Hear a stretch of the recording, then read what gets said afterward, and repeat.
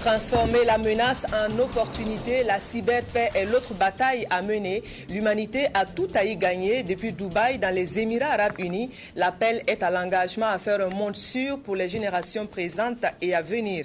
Chez nous, les actions crient haro sur la polio. C'est parti depuis ce matin pour la 3e phase des journées nationales de vaccination. Top de départ depuis Saponé dans le Bazega par la première dame du Faso. Et puis, c'est décidé, la communauté internationale appuie sur l'accélérateur dans la course à la reconquête du Nord Mali, réunie à Bamako, la capitale. Les bases d'une stratégie d'intervention ont été jetées. Voilà donc qui fait la une de l'actualité en ce jour. Bonsoir, merci de nous suivre. Tout de suite, direction Dubaï, le temps d'une rencontre. La capitale économique des Émirats arabes unis se fait capitale de la lutte pour la cyberpaix. C'est à la faveur de la 12e rencontre mondiale de l'Union internationale des télécommunications. De par son statut de président en exercice du Conseil international Impact, le président du Faso a présidé les travaux. Le point de nos envoyés spéciaux, Oumarou Zungrana, Arsène Évariste Kaboré. C'est dans la salle B du Centre international de conférence de Dubaï que le Conseil international Impact s'est réuni. Avec Blaise Compaoré à sa tête, le Conseil a d'abord fait le bilan de l'année écoulée. De ce bilan, il ressort que la cybercriminalité prend de l'ampleur dans le monde et que des mesures diligentes s'imposent. Non seulement les attaques sont de plus en plus fréquentes, et puis elles sont localisées sur tous les continents et que cette criminalité peut gagner en ampleur et être une source de préjudice très grave pour les économies, pour les relations politiques entre les États, pour la stabilité du monde. Et qu'aujourd'hui, il faut nécessairement que nous puissions amplifier la coopération entre États, en mobilisant aussi tous les partenaires techniques, tous les partenaires des institutions d'études, de recherche, pour faire en sorte que le monde soit plus sûr à travers des actions que nous allons mener dans la prévention, mais aussi dans les obstacles que nous mettrons face à ces criminels de l'informatique. Le Burkina Faso, pour sa part, travaille à mettre en place des textes et des instruments à même de faire face à la cybercriminalité. Le président du Faso a cité, entre autres, l'adoption d'une loi en 2004 portant protection des données à caractère personnel, la création de la Commission de l'informatique et des libertés et la réforme du secteur des télécommunications. Le secrétaire général de l'Union internationale des télécommunications, le docteur Amadoune Touré, a salué les efforts du Burkina Faso et l'engagement du président du Faso à accompagner le Conseil international Impact dans sa lutte contre la cybercriminalité. Blaise Compaoré, à l'issue des travaux, a adhéré à la proposition du secrétaire général de l'IUT d'organiser une rencontre avec les 144 pays membres du Conseil international Impact. Le monde reste plus que jamais mobilisé et que, comme je le disais tantôt, il est nécessaire de renforcer la coopération entre les États, de créer au niveau des régions des structures d'alerte, des structures de surveillance de nos systèmes, mais aussi qu'au niveau mondial, lorsqu'on a parlé de la protection des enfants, nous voyons que ce sont des questions qui doivent être parfois traitées au niveau international, au niveau mondial. Donc, ce qu'on retient, c'est qu'il faut beaucoup de vigilance, c'est qu'il faut beaucoup de surveillance, beaucoup d'anticipation sur ces menaces qui évoluent d'année en année, de région en région. Il faut que nous soyons très actifs au niveau de cette mobilisation pour faire face à ces menaces-là. Le président du Faso a aussi accordé des audiences dans une des loges du Centre international de conférence. Il a reçu successivement un groupe qatari d'investisseurs dans les télécommunications et les responsables du groupe Intel qui souhaitent investir dans le domaine de l'éducation et des TIC au Burkina Faso. C'est à croire que leurs doigts ont été forgés pour l'utilisation des technologies de l'information et de la communication. Arrivés en plein boom de la société digitale, les TIC ont très peu de secrets pour eux. Jeunes et bien ancrés dans leur monde, la rencontre de Dubaï leur a fait un clin d'œil. Invités à prendre part aux travaux, ces jeunes doués ont pu s'entretenir avec la première dame du Faso, Oumarou Zungrana, Arsène Évariste Kaboré. Une soixantaine de jeunes sélectionnés parmi 400 à travers le monde pour la pertinence de leur projet se sont rencontrés à Dubaï dans le cadre de la 12e rencontre internationale sur les télécommunications. Avec leur parrain, le directeur du Bureau de développement des télécommunications de l'UIT, Brahima Sanou, un échantillon des jeunes talents a tenu à rencontrer Mme Chantal Compaoré, épouse du chef de l'État. Mme Compaoré a exhorté les jeunes qui ont émerveillé le jury par leur talent à plus d'ardeur et à plus d'engagement vu les responsabilités qui sont désormais les leurs. Je voudrais partager avec vous la loi de l'excellence qui nous a souvent instruit que rien de grand ne se construit sans effort, sans persévérance, sans patience. Sachez donc que l'excellence n'est pas un accident, une occurrence, mais une transcendance quotidienne et permanente de soi. Madame Chantal Compaoré, à l'issue de la rencontre, a exprimé sa joie pour ces jeunes qui représentent un espoir. C'est un sentiment de fierté vraiment de voir que toute cette jeunesse, surtout la jeunesse africaine, est vraiment au devant des nouvelles technologies. Et c'est pour moi une opportunité de venir les encourager et venir leur demander de persévérer afin qu'on ait des répondants valables pour l'Afrique. Une séance de photos a mis fin à la rencontre. Chez nous, il est question en ce moment des préparatifs du Forum des corps constitués. La rencontre est prévue pour le 6 novembre prochain à Ouagadougou. Le sujet a fait l'objet de rencontres entre le Premier ministre et l'ancien président du Faso, Jean-Baptiste Ouédraogo. Le point de Symphorien Somda. Le Forum des corps constitués est prévu pour se tenir le 6 novembre prochain. Et c'est pour sa préparation que se tiennent les rencontres d'échange avec les groupes sociaux et professionnels. À cet effet, le représentant des anciens chefs d'État a donné ce jour sa contribution au Premier ministre. Nos préoccupations se résument en quelque sorte aux préoccupations de tous les citoyens. C'est la démocratie, c'est l'insécurité, c'est le détournement de deniers publics, comme toujours, c'est la corruption, entre autres.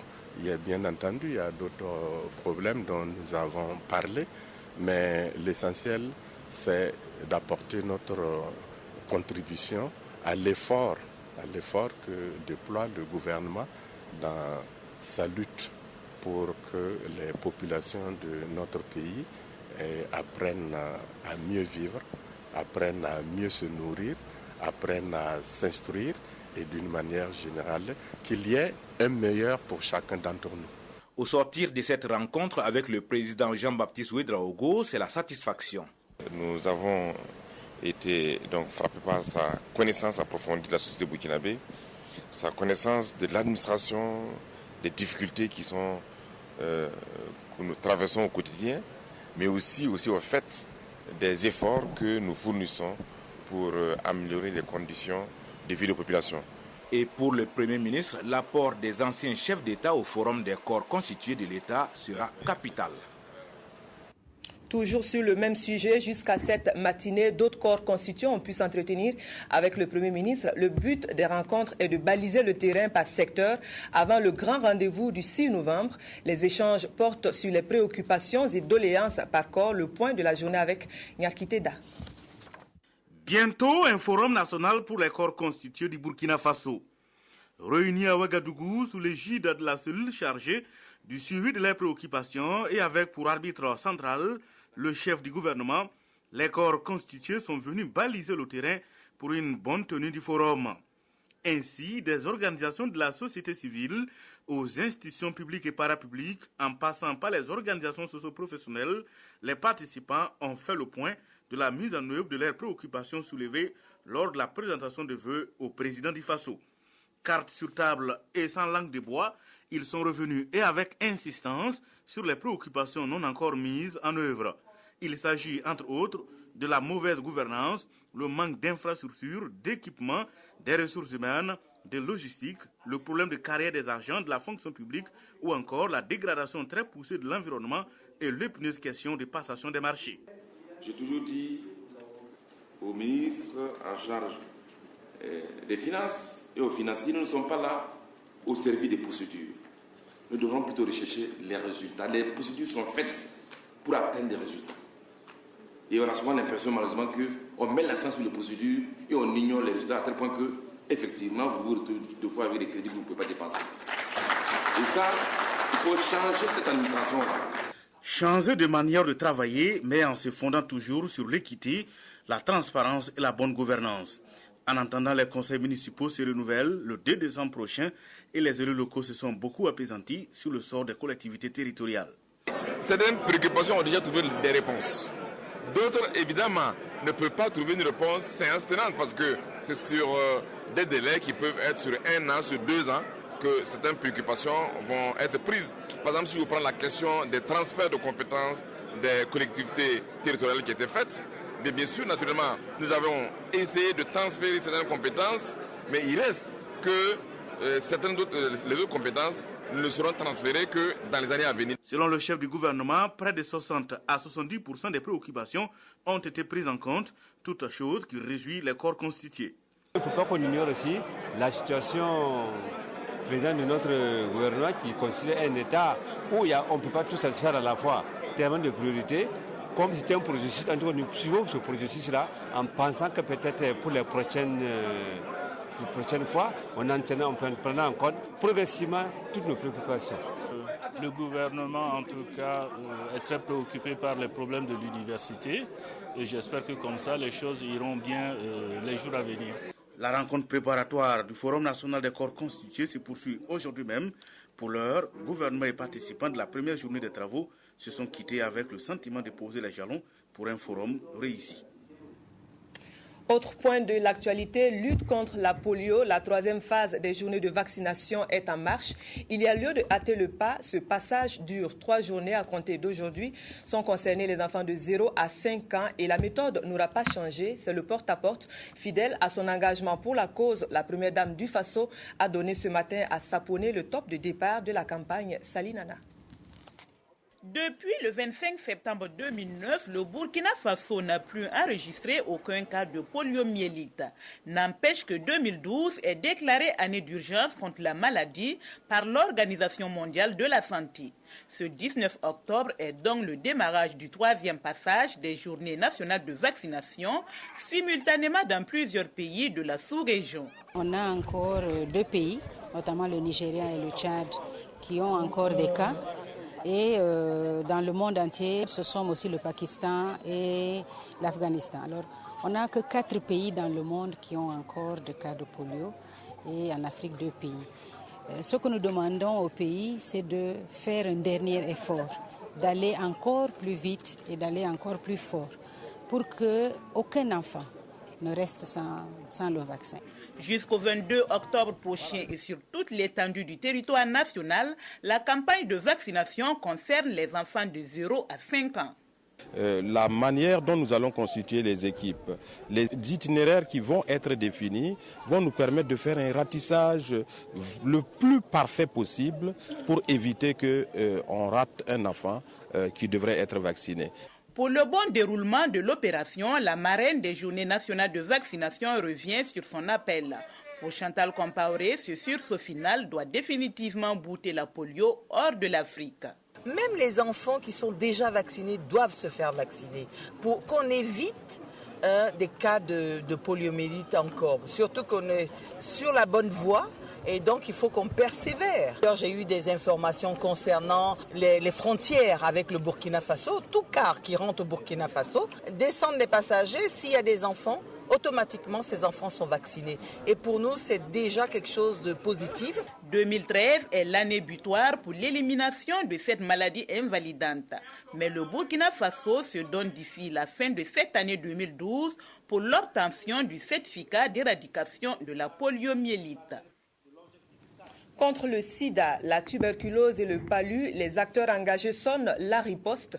Réunis à Ouagadougou, les échanges ont porté sur la feuille de route à établir en matière de responsabilité et solidarité mondiale contre les 3 fléaux. À l'issue de la rencontre, 3 esquisses de solutions, le financement, l'accès aux médicaments et la gouvernance dans le secteur de la santé. Nyarkiteda. C'est en juillet 2012 que la nouvelle feuille de route sur la responsabilité partagée et de solidarité mondiale a été prise à Addis Abeba lors du 19e sommet de l'Union africaine. C'est une directive qui cherche à exploiter pleinement les ressources, l'activisme et l'élan en faveur de la riposte au VIH-Sida, à la tuberculose et au paludisme, avec au centre des actions le monde associatif et communautaire, d'où cette rencontre de Ouagadougou. Nous avons voulu appuyer la société civile, notamment d'abord leur présenter cette feuille-là, pour qu'ils s'approprient cette feuille de route, pour qu'ils puissent déterminer les actions communautaires qu'ils peuvent mettre en œuvre, mais également de mettre un cadre de concertation. Au terme des échanges, un plan de renforcement des capacités des acteurs a été identifié avec 3 piliers essentiels.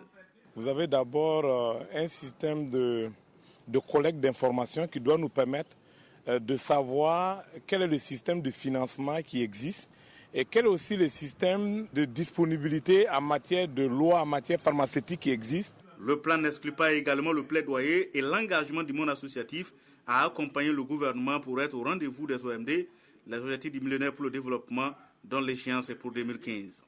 Nous sommes en train de travailler pour être au rendez-vous et l'atelier que nous venons de clôturer, ça les responsabilise davantage, mais ça renforce aussi les liens de partenariat que le monde associatif et communautaire a avec le gouvernement et ses partenaires techniques et financiers. Et en ce sens, c'est très très important pour l'atteinte des objectifs.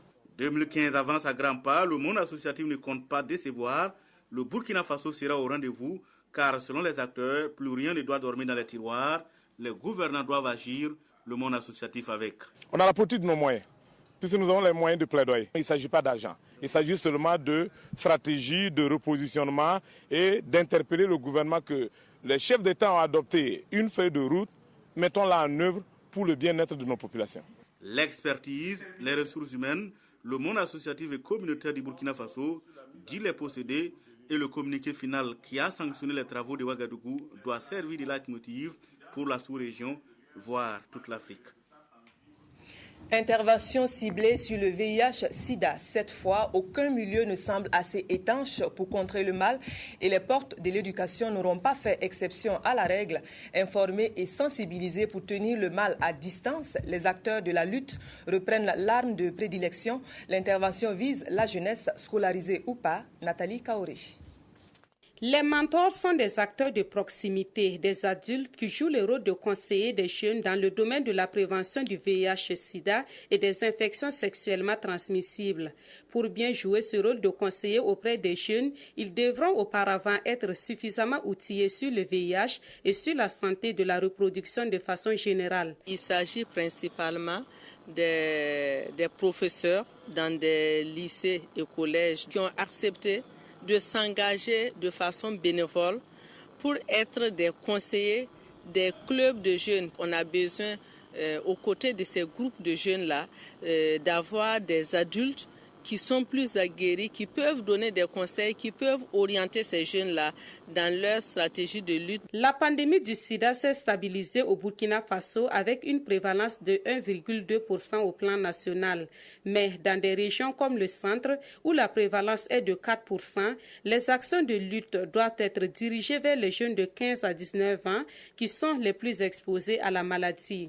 Et c'est ce que devront faire les mentors à l'issue de cette formation. Déjà, entre avril et juin 2012, les mentors auraient contribué à toucher plus de 3000 jeunes dans la ville de Ouagadougou. Pour cet engagement, la FDC leur a décerné des certificats de reconnaissance. N'eût été l'intervention des soldats du feu, le pire aurait pu arriver hier au secteur 17 de Ouagadougou. Une station d'essence est partie en flammes, atterrée par la forte détonation. Les riverains avaient tenté en vain de maîtriser l'incendie. Fort heureusement, on ne déplore aucune victime humaine. Abdelaziz Yagibou. Voici ce qui reste de la station d'essence logée entre des maisons d'habitation à Sissin, au secteur 17 de Ouagadougou. des installations carbonisées, de la cendre, le feu est passé par là. Hier, aux environs de 19h, l'essencerie s'est embrasée. Tout serait parti d'une forte déflagration d'origine inconnue et dont la violence aura même projeté ce gros morceau de fer dans une des cours voisines. J'étais en train d'aider mes petites sœurs à réviser leurs leçons. C'est tout à coup qu'on a entendu un bruit et on pensait même que c'était à l'intérieur de la maison là. Et on a commencé à faire sortir les matériels là. C'est là qu'on s'est rendu compte que c'était derrière là, au niveau de la station. Donc comme le feu a pris, on s'est précipité pour sortir et puis dégager maintenant. C'est là où on a vu les gens qui sont venus nous aider. Les pompiers ont dû lutter pendant un certain temps pour circonscrire les flammes qui se propageaient de façon inquiétante. En plus du fait que la station était embrasée, le feu s'est propagé dans une maison d'habitation qui est contiguë à la station.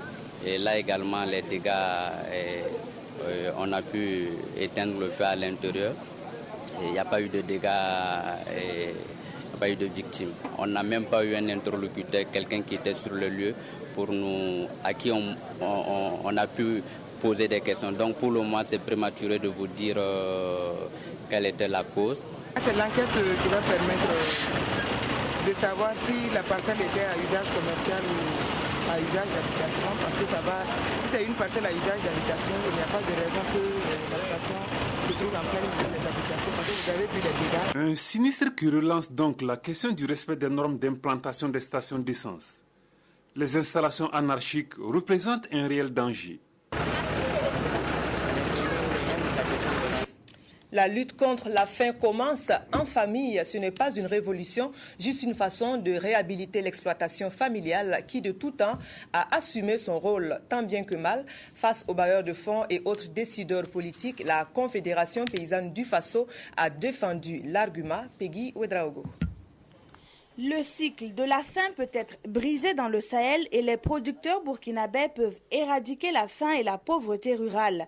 Cette conviction de la Confédération paysanne du Faso est à la base de la journée initiée ce jour même pour démontrer que les exploitations agricoles familiales sont viables et nécessaires pour lutter contre la faim au Burkina. Dans un premier temps, l'exploitation permet de créer des emplois au sein de la famille, de nourrir cette famille et de pouvoir mettre les excédents sur le marché. Or, quand on parle de cohésion sociale, c'est un lieu où on permet au sein de l'exploitation, on permet à toutes les catégories, à toutes les couches sociales de la famille de prendre part aux discussions. La cohésion sociale aussi s'accompagne avec les aspects culturels. Or, aujourd'hui, quand nous entendons un certain nombre de décideurs parler de l'entrepreneuriat agricole, de l'agrobusiness, on n'est pas contre. Mais en se disant d'abord pour aller à l'entrepreneuriat, l'exploitation familiale est déjà une entreprise en tant qu'elle-même. Et l'importance de ces exploitations dans la recherche de la sécurité alimentaire a été reconnue par le représentant du gouvernement.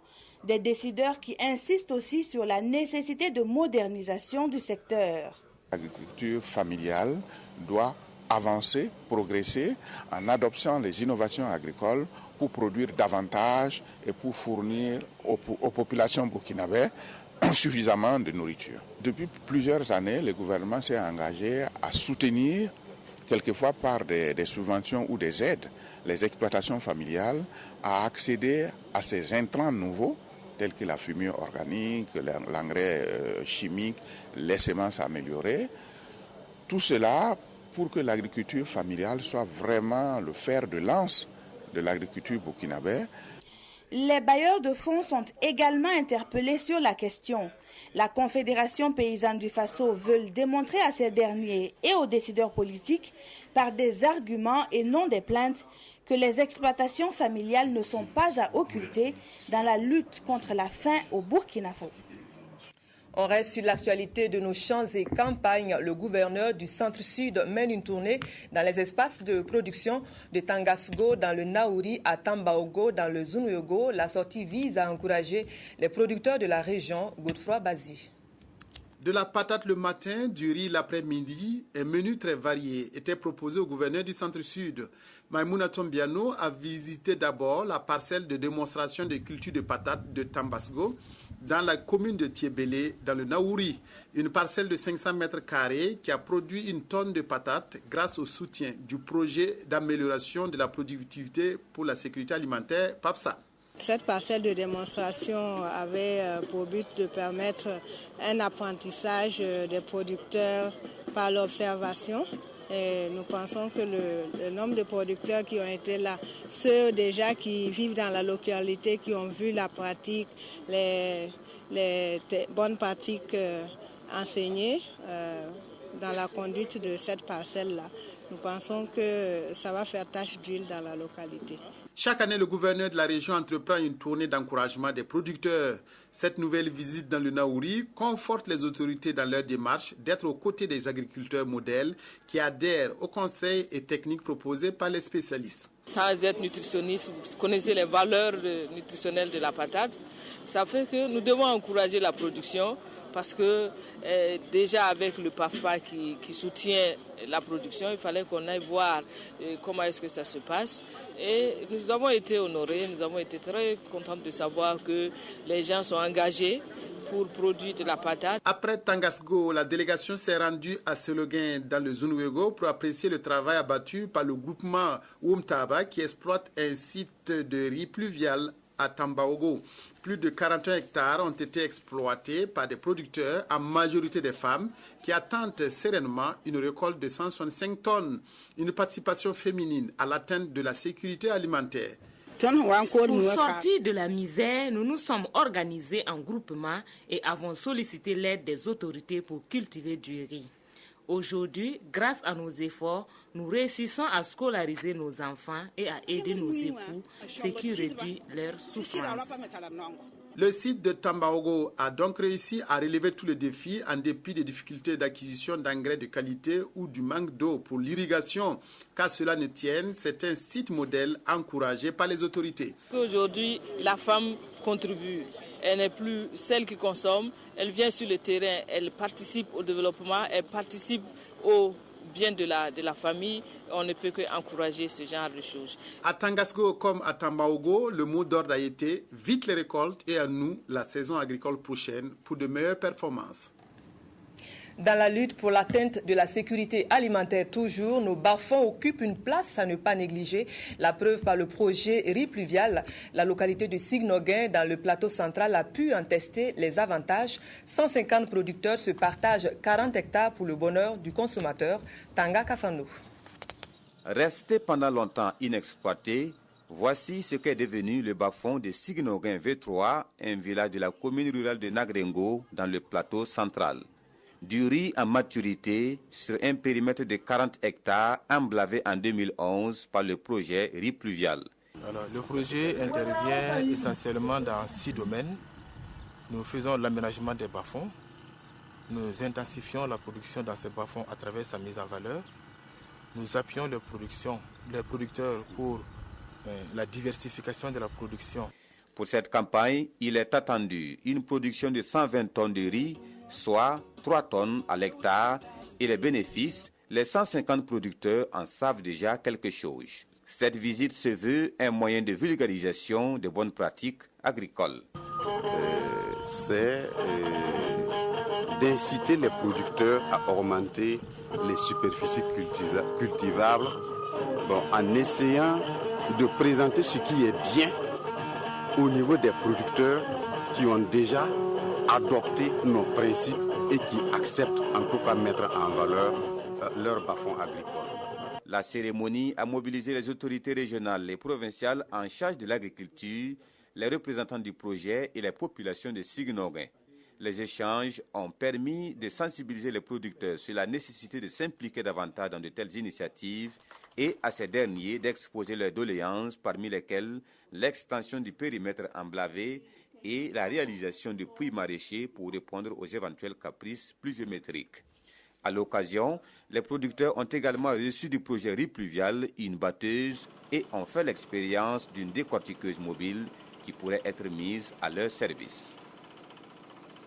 L'accès aux sources d'information représente encore à ce jour un boulet au pied de la liberté de la presse.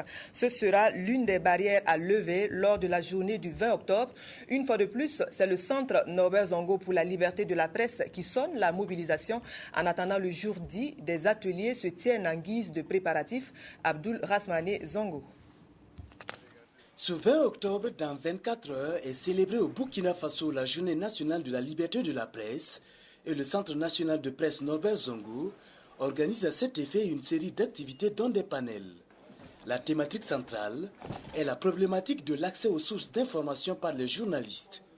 Le droit d'accès à l'information reconnaît les deux panélistes du jour en réponse à l'auditoire est prévu par la Constitution et le Code de l'information. Le hic demeure l'application effective des textes. Notre Constitution, en son article 8, proclame le droit du citoyen burkinabé à l'information. Et bien sûr que ce droit fondamental, constitutionnel, a été tiré de la Déclaration universelle des droits de l'homme, en son article 19, qui fait du droit à l'information un droit fondamental universel. Mais si les gens lui ferment la porte, quand il part pour chercher l'information, on ferme la porte au nez du journaliste. Une autre difficulté soulevée, qui entrave le travail du journaliste qui n'est pas la source de l'information, mais un médium entre la source et le public, est que certains textes doivent être revus. Je crois qu'il faut voir les textes. Les lois proclament, la loi ordonne que l'administration doit donner l'information, mais la loi ne dit pas les sanctions prévues. Dans certains pays, ça existe. L'objectif principal de ce panel du 19 octobre, dédié aux acteurs des ministères publics, institutions et organisations de la société civile, tous courroies de transmission dans l'administration, est de faciliter et de consolider leur collaboration avec le journaliste afin que ce dernier puisse correctement faire son travail. La rentrée littéraire du Faso, inutile de fouiller vos archives, c'est une première. C'est la sagesse qui l'a conçue, la sagesse comme la société des auteurs, des gens de l'écrit et des savoirs. La manifestation interroge tous les maillons de la chaîne du livre. Elle se tiendra du 27 octobre au 28 octobre prochain. Les détails avec Salinana. Le livre et l'écrit, de façon générale, occupent une place de choix à côté des nouvelles technologies de l'information et de la communication qui, de nos jours, sont de véritables espaces interactifs de partage d'idées et de sentiments. C'est au regard de ce contexte que la sagesse, la société des auteurs, des gens de l'écrit et des savoirs ambitionnent effectuer une rentrée littéraire les 27 et 28 octobre prochains. Tous ceux-là qui écrivent, soit dans le domaine des sciences, dans le domaine de l'histoire, tous ceux qui sont auteurs d'écrits, qu'ils puissent entrer en contact avec le patrimoine immatériel à l'universel. C'est la raison pour laquelle cette rentrée littéraire devrait nous servir de tribune pour montrer ce que le Burkina a de plus précieux en termes de mémoire écrite. Cette initiative, en sa première édition, vise à réunir tous les acteurs du monde littéraire, à montrer à l'opinion publique et internationale les productions littéraires et documentaires burkinabais, mais aussi accompagner la rentrée scolaire en suscitant le goût de la lecture aux élèves. Face aux journalistes, les organisateurs dévoilent les activités qui seront au programme des 48 heures. Nous prévoyons beaucoup d'activités en la matière, des activités bien sûr intellectuelles, notamment des conférences et des panels, par exemple sur le livre, les habitudes de lecture et le développement au Burkina Faso, mais aussi les débats de presse. Nous allons chacun défiler avec un document écrit en main pour montrer notre attachement au livre et à la lecture. Au-delà des échanges interactifs entre les auteurs d'écrits et le lectorat, il est prévu un festival poétique